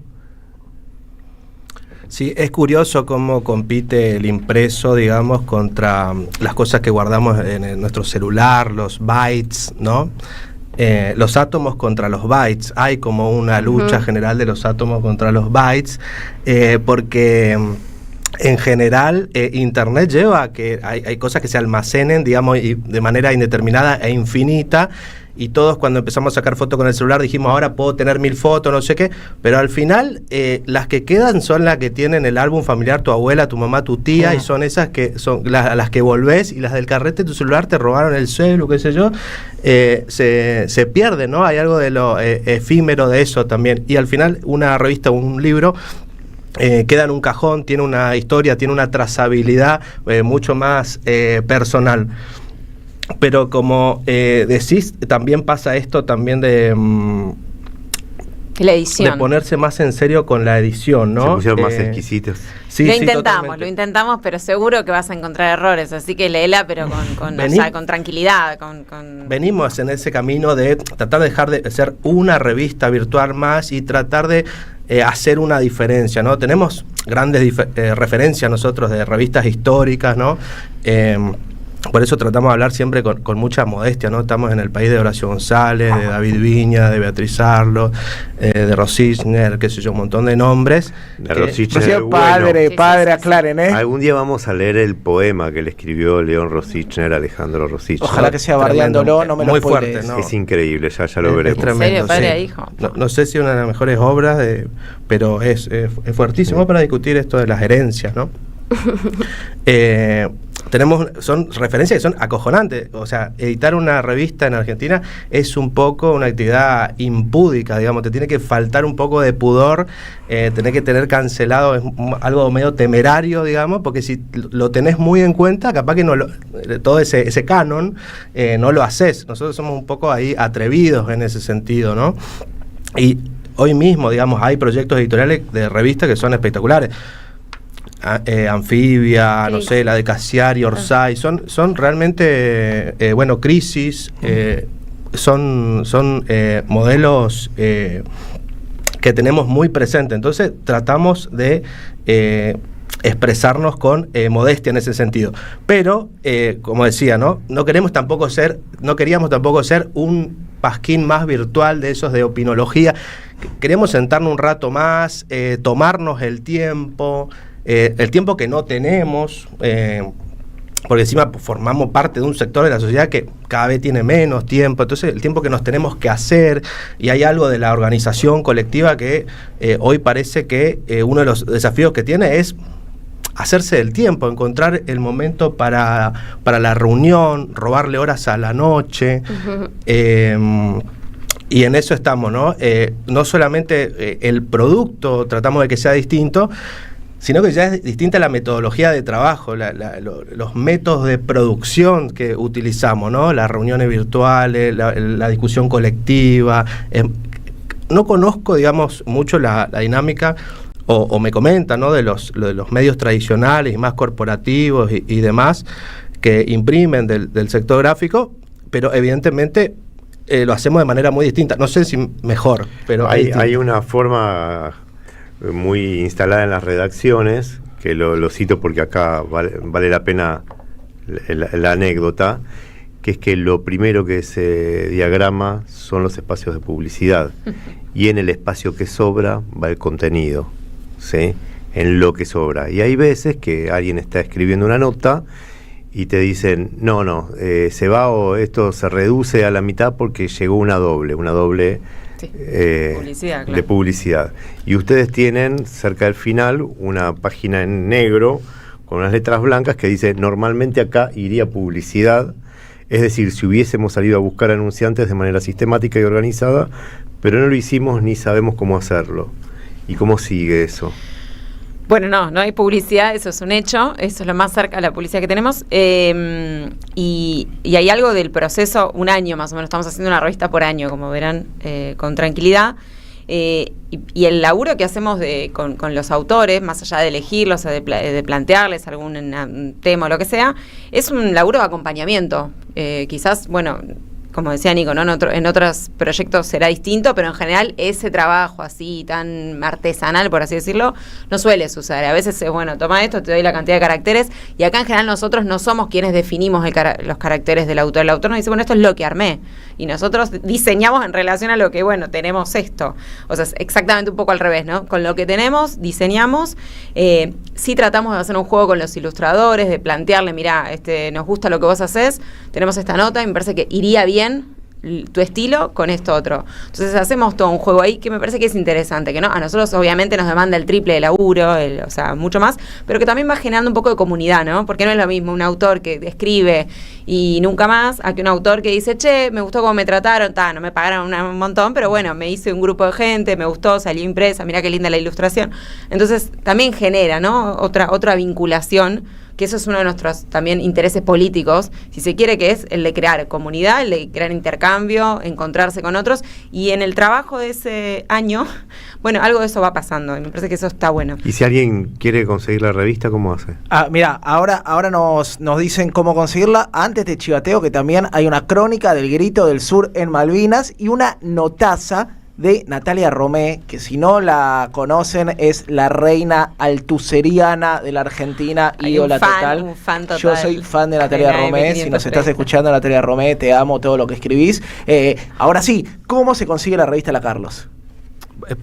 No te quiero contradecir en tu propio programa eso, pero sí, podemos hablar 30 segundos de la notaza que se mandaron ustedes, el Comando Por Patriótico supuesto que no. Comunicacional. Si quieren, la compran la revista y ahí van a leer Pequeñas Delicias de la Vida Colonial, que es la nota que escribimos con la compañera Belu sobre nuestra experiencia. Que sea una linda sorpresa. Y hay otra nota más de Malvina que la vamos a dejar en suspenso, de una gran autora argentina también. ¿Dónde y cómo se consigue? Se consigue, nos escriben, nuestro Instagram es Tierra Roja, nos buscan así porque es el nombre del colectivo.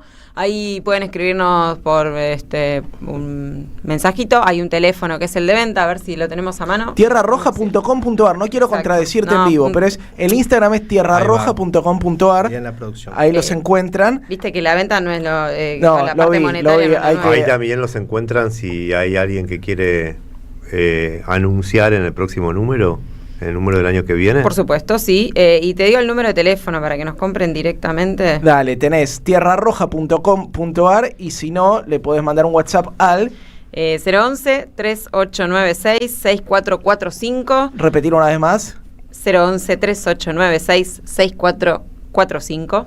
Muy bien. Hablan ahí directamente con la compañera encargada, con Tierra Roja. Hay un bot con respeto y cordialidad. Exacto, y ahí ya te dicen los puntos de entrega, te dice el precio, que es bastante accesible, 15.000 pesos, son 72 páginas, a color, divina. Y además van a estar en Córdoba, así que si son de Córdoba, ya saben, la encargan entre hoy y mañana y se la llevan directamente. Muchas gracias por venir, Nico Fava, muchas gracias por venir, Lucía Sabini, editores del colectivo Tierra Roja, la revista La Carlos. Gracias, genios. Deja tu mensaje en nuestra línea de oyentes de WhatsApp 11 3200 0530. Somos Radio AM530. Ya sabes que este 7 de septiembre se vota en la provincia. Ahora es importante que consultes dónde votás. Ingresá en padrón.gba.gov.ar, carga tus datos y listo. Elecciones bonaerenses. Gobierno de la Provincia de Buenos Aires. El destino de tus vacaciones está en Turismo Cabal. Viví los momentos que querés, con viajes armados a tu medida, con las mejores ofertas y los paquetes que buscas, con más de 35 años de experiencia. Entra en www.turismocabal.com.ar y encontrá las vacaciones que necesitas. Turismo Cabal, seguridad en viajes. Destinada a la cartera de consumo. Más información en www.turismocabal.tour.ar. Los fines de semana de la 530 son comunitarios y latinoamericanos. Pablo Ovín y equipo hacen Al Carajo, sábados y domingos a las 6 de la mañana en Somos Radio, AM 530. Construimos comunidad. Buscamos la verdad siempre. AM 530 tiene memoria. No hay solución para el país con esta política y lo saben. Por eso apuntan a que cuando esto se caiga después de las elecciones, no haya una alternativa organizada en el país, no haya liderazgos que puedan conducir un proceso político que va a ser difícil y que requiere patriotismo y también coraje para plantarse frente a los que hay que decirle que no, hay que decirle que no.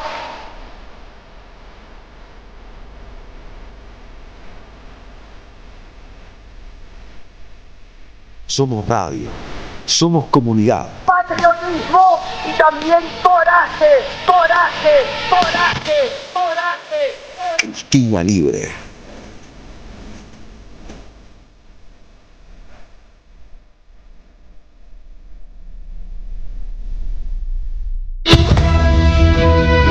AM 530 Somos Radio. Buscamos la verdad siempre.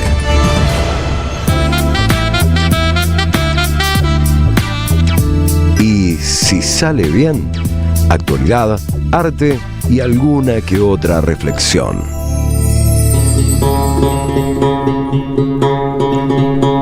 Suena esta columna en el aire de la AM 530 y quien tiene la palabra es el señor Gabriel Reches.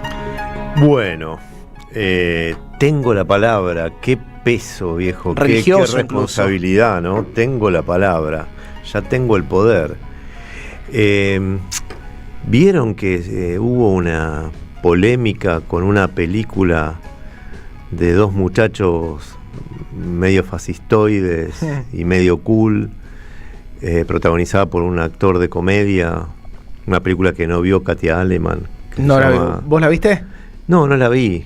Yo no vi ninguna película de estos muchachos porque no me interesa lo que hacen. Pero se desató toda una polvareda, quizás exagerada, porque me parece que cada quien tiene derecho a hacer la película que se le cante y cada quien tiene derecho a ir a ver la película que se le cante, pero sobre lo que es nuevamente el ser argentino, el gen argentino, ¿no? Y como la mirada respecto a lo argentino es muy porteñocéntrica, aunque los directores sean de Bahía Blanca, y además es muy estigmatizante en relación a determinados sectores que siempre combatieron y yo no, me pareció que estaba bueno aportar otra mirada respecto de lo que es un pueblo, ¿no? No el pueblo argentino, un pueblo, porque finalmente, como dijo alguna vez algún filósofo alemán, la patria es la infancia.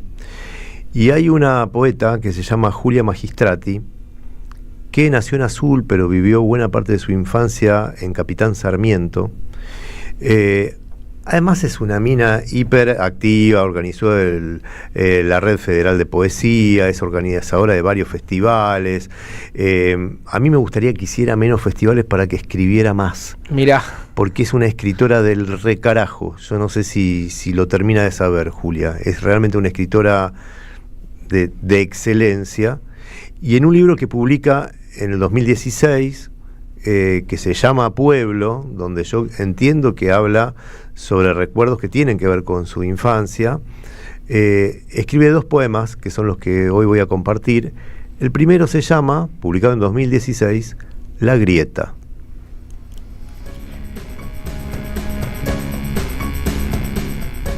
Bueno, donde yo veía una grieta, un albañil me dijo: la casa ha trabajado. Hay agujeros en las personas, sitios inhóspitos en los que no habitaría un pájaro, lugares sin abrigo a donde acude el lenguaje con su instante en fuga, su residuo desesperado. La vida ha trabajado, le digo, y me observo las manos solas. Toco esta cabeza que por la madrugada escucha a los gallos, delatar la cartografía de un pueblo a oscuras, las ratas que hacen surcos para llegar a alguna parte, los alimentos que desoban en la oscuridad del estómago. El olvido ha trabajado, me digo, y cierro los ojos que dan a otros ojos, reúno los caminos que nos vieron pasar, como si alguna vez volviera la primera vez de todo, y yo fuera una grieta que anda por el aire y que aún no encontró la casa. Me hago una pausa antes de toser. Este fue el poema La Grieta. Y vamos a leer otro poema que se llama Infancia en dictadura.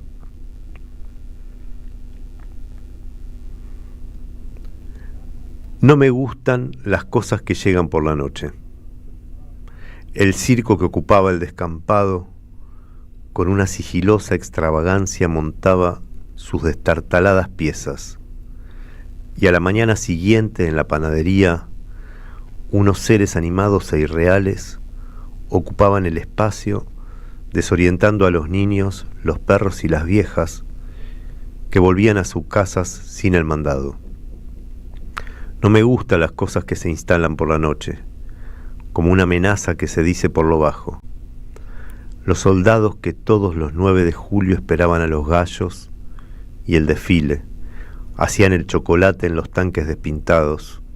El frío del amanecer apretaba la entrepierna de los raídos trajes verdes y el casco helaba el cuero de la cabeza. Los pibes colimbas meaban la leche recién ordeñada. Abanderados y escoltas aparecían en el horizonte como un sol artificial, con maestras que ya murieron de cáncer y desconsuelo. La noche anterior, las madres almidonaban los uniformes y delantales apretando la plancha sobre los dobladillos, descargando la furia sin más de entregar a sus hijos a los ojos de interventores, generales, párrocos y altivas directoras de escuela. Mi abuela decía: nunca crean en hombres que llevan polleras, ni obispos, ni jueces, ni ingleses. No me gustan las cosas que se instalan por la noche, como una verdad susurrada que se dice una sola vez, o una sirena que no viene de ningún lado, pero viene hacia nosotros. Gabriel Reches, señores y señoras, leyendo poemas de Julia Magistrati. Qué importante no creer nunca en obispos, jueces ni ingleses, ¿no? Me tatuaría esa frase, marca como una línea de conducta ética. Sí, y yo me tatuaría la sirena que no viene de ningún lado, pero viene hacia nosotros. También, incluso la primera frase que habla de la grieta, del primer poema que leíste, la grieta es que la casa ha trabajado, lo inevitable de la grieta, ¿no? Lo que el revoque de la ancha avenida del medio jamás podrá tapar. Exactamente. Gabriel Reches en el aire de la AM530.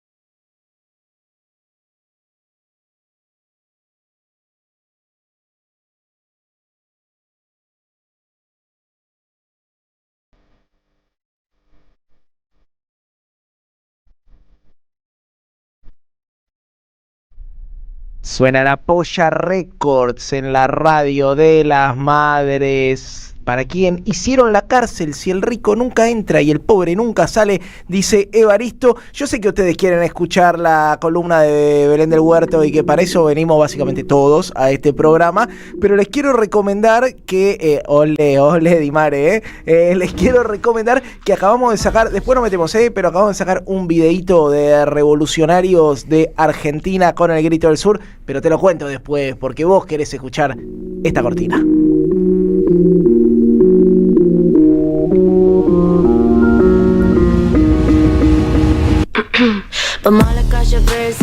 Es Belén del Huerto la que conduce el segmento Falopita de Redes en la Radio de las Madres.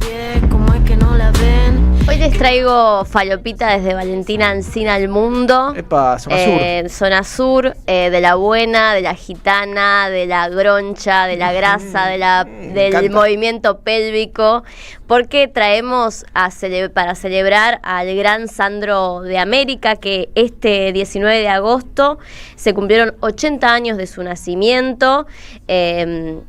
En 1945 nació Sandro en la provincia de Buenos Aires, pero escucha, para vos que sos porteño de ley, a ver. Dice que nació en Parque Patricios, pero fue criado en Valentina Alsina. Mirá vos, porteño, como toda persona de bien. Parque Patricio City, se podría poner Sandro ahora como Lali, que tiene su remera de Parque Patricio City. Bueno, Sandro se crió en un ambiente tanguero, fumanchero, partía damajuanas de vino, se crió también en la escena del under, con mucho rock, pero mezclado obviamente entre Presley, los Beatles y obviamente el tango que le inculcó su padre. El 11 de agosto de 1970, Sandro fue el primer artista latinoamericano, por ejemplo, en presentarse en el Madison Square Garden. Oh. Fue el primer artista que se presentó latinoamericano con voz en español en ese estadio. Hizo 2 Madison Square Garden y nosotros obviamente lo celebramos, pero vamos paso a paso. Bien. Para quien no conoce a Sandro, sí, yo dije, voy a buscar el mejor clip para representarlo, para que se entienda quién es Sandro de América. Y vamos a escuchar esta canción y ver si están en el YouTube. Por favor, conéctense porque les voy a dar la experiencia de su vida. Lo que es ese movimiento de pelvis. Esta escena es extraída de Operación Rosa Rosa, estrenada en 1974. Es Mi amigo el Puma, la canción que está cantando Sandro en este. La verdad que yo sentí por momentos que me hizo un hijo cuando estaba viendo esto. Fuerte, porque lo pélvico de su movimiento es también disruptivo para la época, ¿no? Es el Presley argentino, Sandro. Y como les contaba hace un rato, es el primer artista latinoamericano que llenó 2 veces el Madison Square Garden, y tenemos el audio que lo presentaba Cacho Fontana así a Sandro de América. Y lo hará brindando la música y las canciones de una de las personalidades más importantes y avasallantes de este tiempo. Señoras y señores, con la orquesta conducida por el maestro argentino Jorge López Ruiz, aquí está el ídolo de América, Sandro. Increíble. Bueno, Sandro formó a Los del Fuego, que fue su primer banda. Es padre del rock argentino, con estos movimientos que decíamos, movimientos pélvicos entre guitarra, entre su voz mezclada, con muchas referencias obviamente a los Beatles. Y también había una contraposición que creo que lo abordamos alguna que otra vez acá, que enfrente de Sandro, en un movimiento musical, enfrente de Sandro estaba Palito Ortega, ¿no? Obviamente, con esa contradicción, cada día soy más de Sandro. Total. Del Club del Clan, exactamente, representando a esta cosa más blanca, más pura, más la música más de los ricos o del ascenso social, y Sandro representaba la transpiración, el pelo en pecho, la gente tirándose.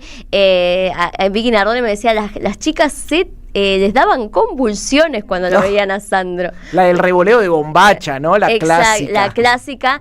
Se fue formando alrededor de Sandro un movimiento de fans llamada Las Nenas, que mantenían una relación con Sandro bastante ecléctica, ¿no? En donde él siempre fue muy se resguardó mucho su intimidad, no se le conocieron parejas casi. Entonces, esa construcción del ídolo a las nenas las excitaba completamente, porque al no saber con quién garchaba Sandro, qué es lo que hacía, dónde comía y demás, generaba un misterio. ¿Dónde comía? En todo sentido. De todo sentido. Generaba un misterio que en estas épocas de redes sociales, pensémoslo, es inusitado en artistas, ¿no? Los artistas hacen de su vida también una forman parte de su trama, de canciones y eso. Si te metieron los cuernos, haces una canción de despechada, bueno. Y Sandro lo que hacía es justamente resguardar muchísimo su intimidad, y solamente su parte creativa, sus canciones estaban al servicio de todos. Y las nenas tenían esta fascinación con él porque no mostrar la intimidad generaba ese misterio importante, ¿no? Fue tirado muchas veces de algo grasa, de lo popular, todo en contraposición, como mencionábamos recién, a la figura de Palito Ortega, y obviamente generando en generaciones y generaciones de nenas un fanatismo.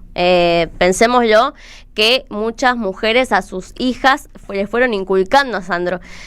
Por ahí yo veía posteos de X diciendo, bueno, era obvio por qué mi abuela estaba completamente loca por este hombre, porque entre todas estas últimas semanas que se fue celebrando los 80 de Sandro, se publicaban las fotos en donde él, su rostro, incluso ya mayor, siempre fue sexy, una boca grande, una nariz grande, ojos, una mirada totalmente penetrante.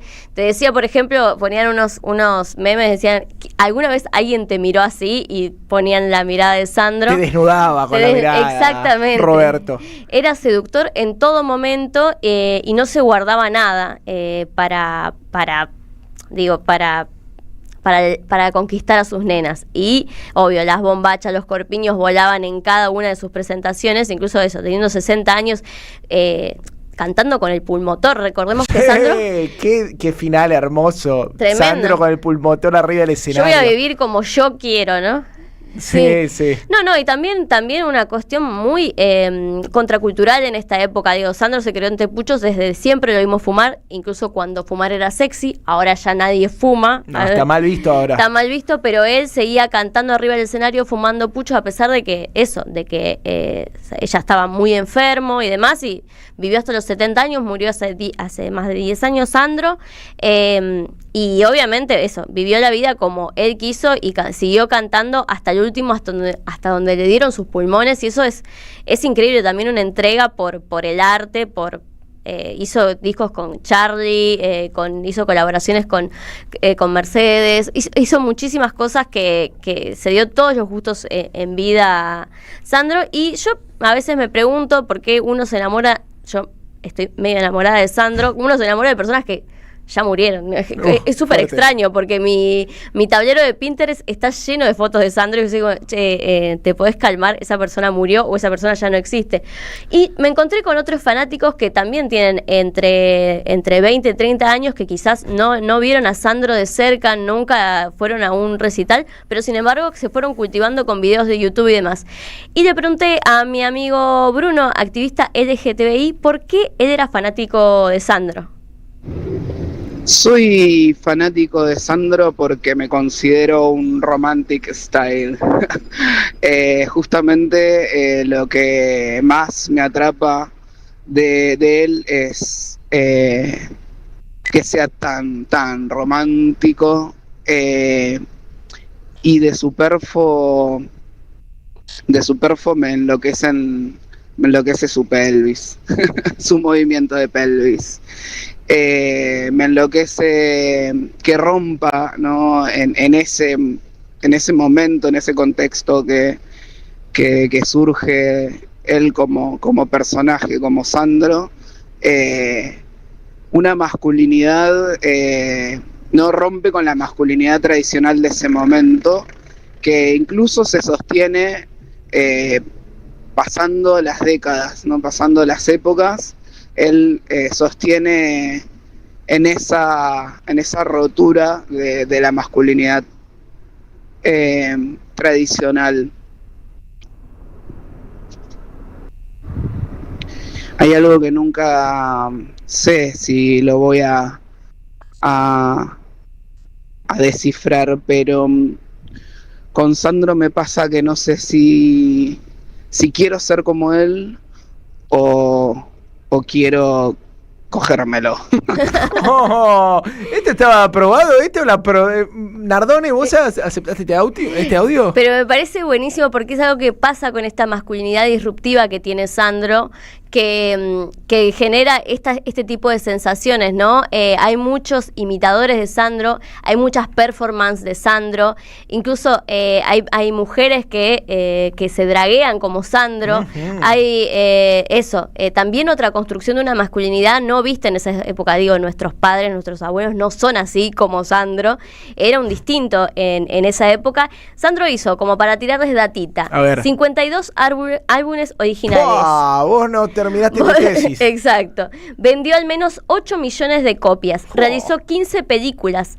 A los 80 años de su nacimiento y a 15 de su muerte se multiplican entre dobles e imitadores. Los shows, homenajes, cuentas en redes que viralizan la figura de Sandro como seductor y un gran poeta.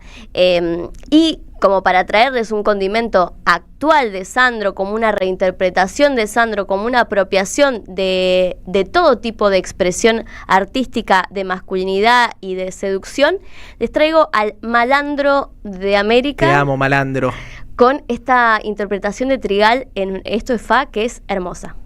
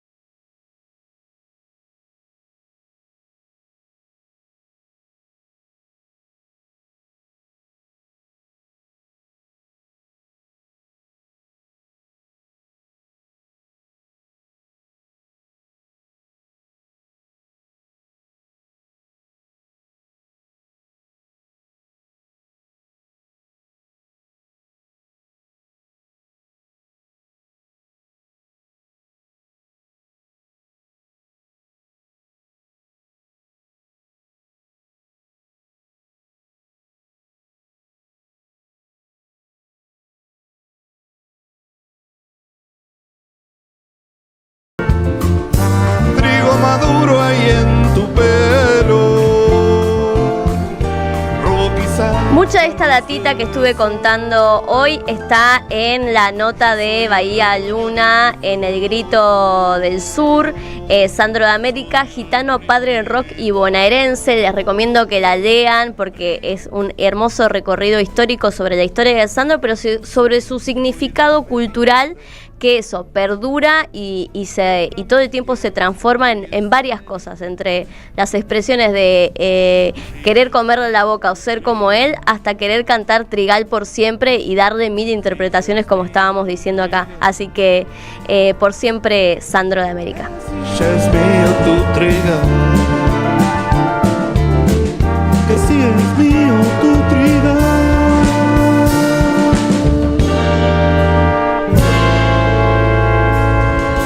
Consagrada, Belén del Huerto, con su columna Falopita de Redes. Mira, Matías se suma al YouTube y dice, qué lindo llegar de laburar y encontrar la falopita de Belu. Ay, gracias. Qué hermoso comentario. Es un servicio, Falopita hace servicio. Sí, un comentario más arriba, Silvia dice, si Reches no existiera, habría que inventarlo. Yo les quiero decir que ninguno de estos es familiar nuestro, porque Sebastián Furlón firma como Sebastián Furlón. Es el único tipo que tenemos del otro lado escuchándonos diciendo, che, va bien el programa, va mal. Así que muchas gracias a todos los que están del otro lado, como siempre, bancando la parada. Tu columna del Huerto ya es de culto totalmente. Les quiero dar una última recomendación antes de que nos vayamos.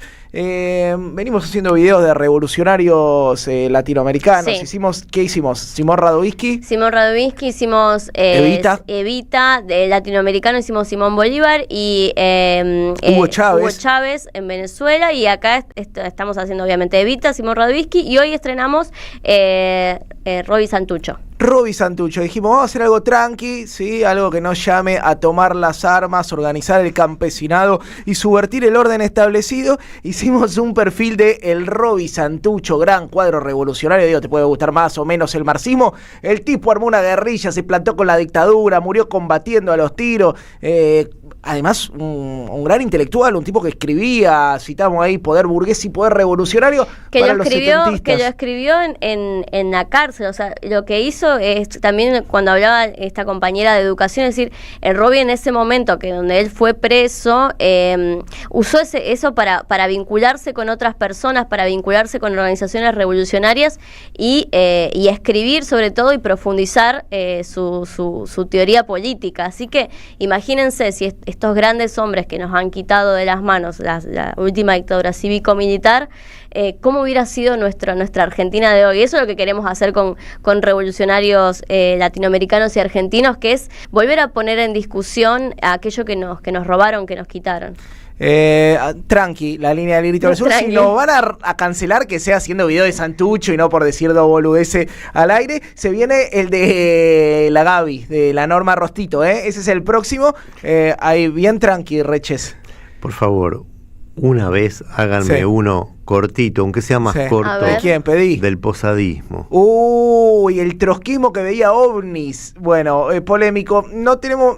Santucho es nuestra máxima reivindicación trotskista. No, va más allá de lo ideológico. Allá de lo ideológico. Ovnis y revolución me parece una gran temática. Ufología. Sí, vamos a ir primero con los más ortodoxos. Vamos a reivindicar al Roby Santucho, al Norma Rostito. Y después me parece una buena idea, porque es una idea hermosa. De hecho, Luis Delía viene del posadismo. Sí, sigue existiendo, el Internacional Posadista sigue existiendo. Wow. Sí, bueno, así que obviamente que si existen los ovnis, los queremos de este lado combatiendo al capital. 2 minutos para las 24 horas, nosotros nos estamos yendo.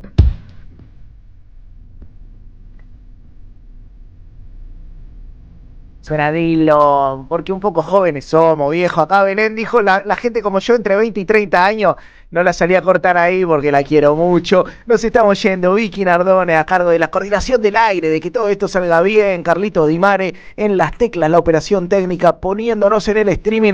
Pablito Casasola, Viole Falco al cargo de las redes sociales. Muchas gracias, querido compañero Gabriel Reches. Gracias a ustedes. Belén del Huerto, ha sido un placer. Gracias. Mi nombre es Jair Sibel. Esto es Y si sale bien, el programa del Grito del Sur en la Radio de las Madres. Nos vemos el miércoles que viene. Besitos, chau.